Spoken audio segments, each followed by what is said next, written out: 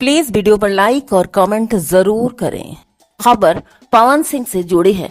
भोजपुरिया गाना सड़िया बुलुकिया ने रिलीज होते ही मचा डाला धूम। मरून कलर सड़िया को टक्कर देने आए हैं पावर स्टार पवन सिंह और शिवानी सिंह।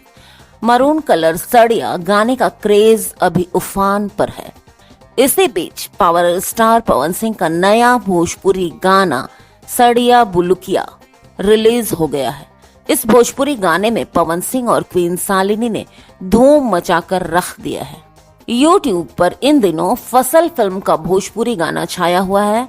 दिनेश लाल यादव निरहुआ और अम्रपाली दुबे का मरून कलर सड़िया खूब धूम मचा रहा है। लेकिन इसी बीच भोजपुरी फिल्मों के पावर स्टार पवन सिंह और शिवानी सिंह का नया गाना सड़िया बुलुकिया रिलीज हो गया। इस भोजपुरी सॉन्ग के रिलीज होते ही YouTube बुल्लू बुल्लू हो गया।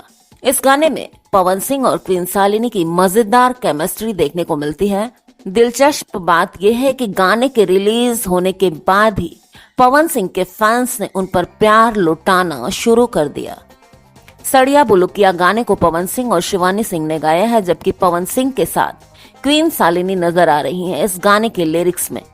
जी हाँ दोस्तों, पवन सिंह इन दिनों हर तरफ चर्चा में है। अब वीडियो यहाँ तक देख ली है तो लाइक और शेयर भी कर दीजिएगा।